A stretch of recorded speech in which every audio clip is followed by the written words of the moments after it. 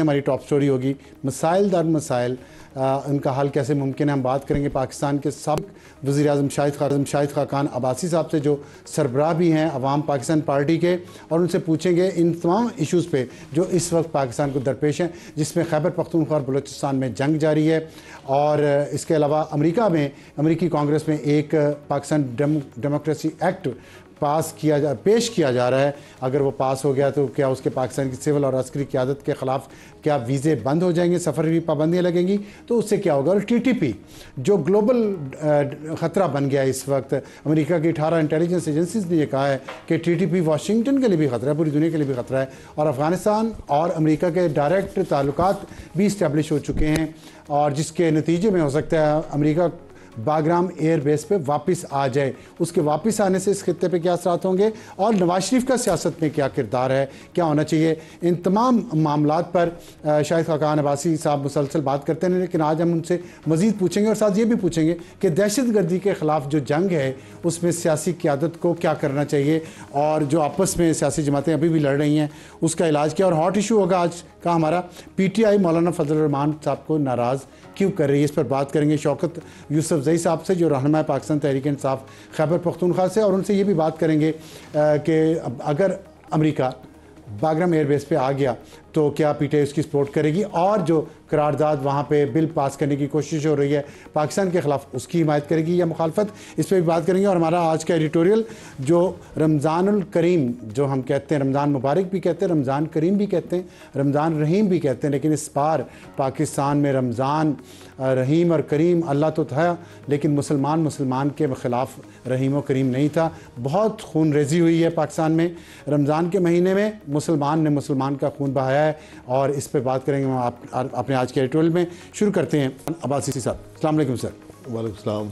Sir, Pakistan के मसाइल बहुत ज़्यादा हैं, और ईद कल पाकिस्तान में ईद भी है। ज़ाहिर है एक मुश्किल वक्त में पाकिस्तानी ईद का त्यौहार मनाएंगे। मैं आपसे, एक सियासी जमात के सरबराह भी हैं, लेकिन पाकिस्तान के साबिक़ वज़ीर-ए-आज़म भी आप रह चुके हैं, बहुत करीब से आपने इन मसाइल को देखा है, और जिनका कुछ कम मैंने जिक्र किया। तो अगर हम रीजनल इशू से शुरू कर लें, अमेरिका की अफ़गानिस्तान में जो डायरेक्ट अफ़गान तालिबान के साथ रब्ता हो गया है, और कुछ उनको पैसा भी मिलना शुरू हो गया है, उसका एक उन्होंने शहरी भी वापस किया है, बागराम एयर बेस अमेरिका वापस लेना चाह रहा है। आप क्या देख रहे हैं कि खित्ते में कोई नई सूरत हाल, कोई नई जंग, कोई नई सफराई हो रही है? देखिए, सफराई नहीं होती है, हर हुकूमत के, हर मुल्क के अपने मफादात होते हैं। अफ़गानिस्तान को हमें तस्लीम करना पड़ेगा कि खुद मुख्तार मुल्क है। वो अपने अगर ताल्लुकात बढ़ाना चाहता है किसी दूसरे मुल्क के साथ, ही उनका फ़ैसला है। ठीक है, उससे उनके क्या असरात हो सकते हैं, हम पे क्या असरात होने हैं। हम पे खैबर पख्तूनख्वा में जंग जारी है, बलूचिस्तान में जंग जारी है, और उसके डांडे अफ़गानिस्तान से मिलते हैं और इंडिया से मिलते हैं। वो जंग हमारे मुल्क के अंदर है, लेकिन उसको बाहर से, हमारे मुल्क के हालात हमारे अपने पैदा कर दें, हमने उनको खुद हल करना है। दोनों अलग अलग है ना, बलूचिस्तान में थोड़ी सिचुएशन मुख्तलिफ है, खैबर पख्तूनख्वा में मुख्तलिफ है, लेकिन जो दहशत गर्दी हो रही है, जो हमले हो रहे हैं, जो काइनेटिक वॉर है, उसकी सपोर्ट तो अफगानिस्तान और इंडिया से दोनों तरफ है। देखिए, दहशत गर्दी का मुकाबला भी आपने करना है। ठीक, हिंदुस्तान आपका दुश्मन है, हर मौका इस्तेमाल करेगा, अगर आपकी कमज़ोरी होगी उसको एक्सप्लॉइट करेगा, इसमें कोई दो राय नहीं है। अफगानिस्तान के बॉर्डर्स हमारे साथ हैं, वहाँ से इस बात की बिल्कुल इजाज़त नहीं हो सकती कि वहाँ से लोग जो हैं पाकिस्तान पे हमलावर हों या उनको वहाँ पे पनाह मिल सके। इस पर हमने दो तरफ़ा ताल्लुकात के ज़रिए, बातचीत के ज़रिए अफ़गानिस्तान के साथ इस मसले को हल करना है। ये ज़रूरत है। वो तो सादिक खान साहब गए थे, और कुछ शायद ब्रेक थ्रू हुआ भी है, लेकिन ये लॉन्गर लास्टिंग नहीं होता। कुछ अर्सा हम देखते हैं बातचीत होती रहती है, अमन अमान होता है, फिर ऑपरेशन शुरू हो जाता है। ये हॉट एंड कोल्ड क्यों चलता है? देखिए, हॉट एंड कोल्ड अगर आप ये कहेंगे अफगानिस्तान की हुकूमत कर रही है तो ये बात भी मुनासिब नहीं। नहीं, मैं तो दोनों नहीं, मैं आपको नहीं कह रहा, अगर हम ये कहेंगे एज अ मुल्क, हमारी तरफ से भी यही है। अफगानिस्तान आपका हमसाया मुल्क है, आपके पास कोई चॉइस नहीं है। अमेरिका यहाँ आकर घर वापस जा सकता है, अफगानिस्तान भी यही और हम भी यही हैं। हमारे ताल्लुकात बेहतर होने चाहिए। वो क्यों बेहतर नहीं है, हमें इसका तज्जिया करना है। आपका ये कहना है कि आप खैबर पख्तूनख्वा और बलूचिस्तान में जो जंग हो रही है उसका सबसे पहला स्टेप ये है कि हमारे अफगानिस्तान से ताल्लुकात बेहतर हों। दूसरा ये है कि लोकल जो पॉपुलेशन है उसके एतमाद में लिया जाए। सबसे पहले अपना घर दुरुस्त करें। जो आज खैबर पख्तूनख्वा में है या बलूचिस्तान में है, दीगर पाकिस्तान के इलाकों में है, ये हमारा अपना पैदा करदा है। ये हमारे अपने मसाइल हैं। इसको हार्ड स्टेट के तौर पे दूर करें, हल करें, या सॉफ्ट स्टेट, या दोनों? सर हार्ड स्टेट मुझे समझ नहीं आती। आप मैं यकीन करें, रहे हैं, मुझे नहीं समझ आता। दुनिया का हर मुल्क अपना एक सॉफ्ट इमेज पैदा करना चाहता है। हम क्या हार्ड स्टेट बनना चाहते हैं? हम इस वक्त हार्ड स्टेट हैं जिस मुल्क में इंसाफ ना हो, जिस मुल्क में मीडिया आज़ाद ना हो, बात करने की इजाज़त ना हो, जिस मुल्क में इलेक्शन मुतनाज़ा हो, जहाँ हुकूमतें गैर मुंतखब हो, वो हार्ड स्टेट होती है। आपको इसको बेहतर करना है। अपने मामलात आपके पास, आप पाकिस्तान के किसी मसले को देखें, उसकी वजह एक मिलेगी आपको, वो कानून की हुक्मरानी का ना होना है। तो इसी को नहीं हार्ड स्टेट कह रहे शायद, क्या? कि लॉलेसनेस जो है वो ना हो, कानून सबके लिए हो। लॉलेसनेस पर हुकूमत ने ख़त्म करनी है ना। लॉलेसनेस क्या होती है? सख्ती से करेगी ना। अगर ट्रेन हाईजैक हो जाती है तो उसमें सख्ती तो। ट्रेन हाईजैक होती है, हमला करें, मुकाबला करें, उनको तबाह करें, ठीक। लेकिन आपको ये हक हासिल नहीं है कि जो लोग इक़्तिदार में मुंतखब ही नहीं हुए। हार्ड स्टेट ये होती है जहाँ पर आपको कानून की परवाह ना हो, आप मुंतखब ना हुए, आप कुर्सी में जाके बैठ जाएं, ये हार्ड स्टेट है। आप एक मीडिया को आज़ाद ना रख सकें, आप ह्यूमन राइट्स वायलेशंस, आप पूरी दुनिया, आप अपने नंबर देखें, आपकी जुडिशरी दुनिया के आखिरी 20 मुल्कों में पहुंच गई है जी। इंसाफ नहीं है मुल्क के अंदर। ये बुनियादी बातें, इनको समझें। कोई बात करो समझते कि हमारे खिलाफ बात है, आपके खिलाफ बात मुल्क के हक में बात है। अच्छा, इसमें एक बात हो रही है कि तमाम सियासी ऑपोजिशन आपस में मिलना चाह रही है, लेकिन हम देख रहे हैं कि मौलाना फजल रहमान को साथ मिलाने की कोशिश हो रही है, लेकिन पीटीआई के कुछ लीडर उनके खिलाफ कोई ना कोई बयान दे देते हैं।